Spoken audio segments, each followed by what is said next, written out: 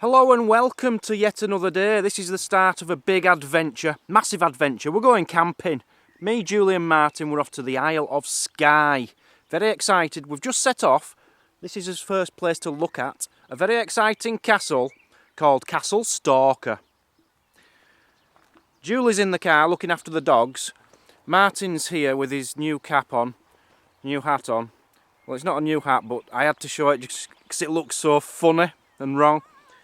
Castle Stalker, anyway, we've got a big story to tell you. You're going to have to bear with me because there's a lot of names and dates to tell you, but it's a very interesting story about someone who dies.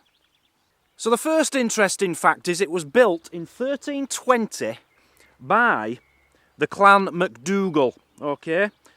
And at the time, the Clan MacDougall were Lord of the Lawn Sausages. Oh yes, that's true. I'm just reading it as I'm going along, you're going to have to bear with me. So 60 years later, the Stuarts took over the castle, okay, and they had a very famous visitor. The Stuarts were related to someone called Stuart, King James IV of Scotland, James Stuart. He was the king and he came and visited here. And at some point in the 1600s, there was some kind of weird bet where they lost the castle to the Campbells. Yes, the Campbells, but there's more of a story to this. Let's go back. When they took over in 1388, about 60 years later, there was a big event happened. Now, there was this guy called Stuart. Which Stuart was that? Sir John Stuart. He was seeing this woman, yeah, and he had a baby out of wedlock, okay? They called this baby, what did he call? Dougal Stuart. It was Stuart, wasn't it? Yeah. So he had this kid and he wasn't married. But a few years later, anyway, he decided, I think I should marry this bird. You can't have kids out of wedlock. So he went to marry her. So John Stuart goes to his wedding to marry this bird. And it's all going well until this guy comes along who decides, you know what, I want to be the Lord of the Lawn Sausages. So he thinks, if I'm going to do that, I'm going to have to kill this guy. And he's called Alan McCool. So Alan McCool goes there with some men. Apparently the Campbells were involved as well because they wanted him dead as well for some reason. I think it's just because they don't like anybody. So they went to the wedding and they started killing everybody. And they stabbed John Stuart really badly. He was bleeding all over. It was really bad. But he was still alive, and he still went through with his wedding vows. He got married, and then he died as soon as he got married, which was a bit unfortunate, really. Anyway, he was dead. A few years later, his son, he'd never forgotten about this McCool, who killed his dad. He wasn't very happy with him, and there was a battle over here, just near that lighthouse over there. You might be able to see it. There was a battle there which was between the Stuarts against the Campbells and the McCool guy and someone else, it doesn't matter. And there was a big battle anyway, and the Stuarts kicked their bottoms, and this son, this illegitimate son, what was he called again? Dougal killed McCool, who killed his dad. He got him in revenge at this battle. So kicked ass in revenge for killing his poor dad who did nothing wrong apart from being Lord of the Lawn Sausages. And as I say, in the 1600s the Campbells eventually got their hands on it anyway, and they were there till the 1700s, I think about 1780, and then they just left because they got bored, started making soup in a factory somewhere down in London, and became very successful. The Stuarts, never heard of them again until Jackie Stewart, the racing driver. The one piece of good news is in the early 1900s, about 1907 I think, somebody bought this, they bought it back, a Mr. Stuart. Yes, the Stuarts got the castle back, and there's actually somebody living in it now.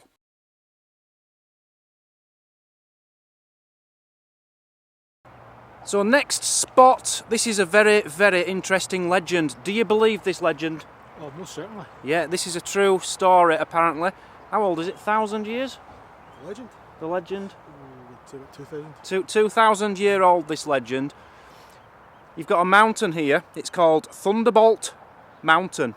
It's actually called Bain Ablethia, which means Thunderbolt Mountain. Now, it got its name from a dragon.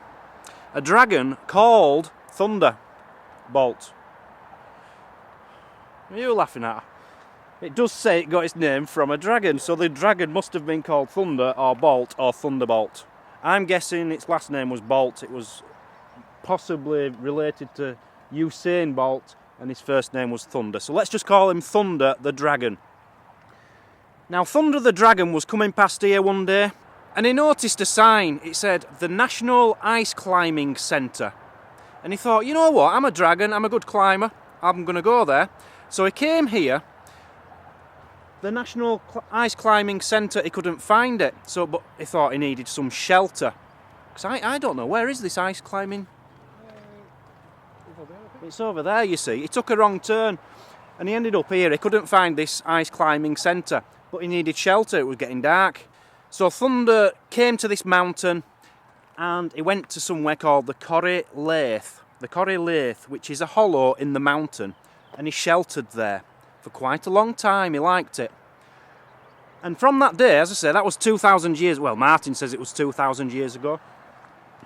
From that day, any traveller who went past, the dragon would just come jumping down on them, leap on them and rip them to bits and eat them all up. So far, so good, and it's true. Now, everybody in the vicinity, they hated this dragon because they just all kept dying. They didn't hate them as much as the people who were dying or dead. They really hated the dragon, but they were dead.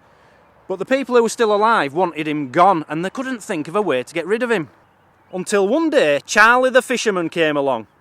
He came along on his boat, and there was a pier here. There's still a slight remain of the pier, but you can't see it very well now.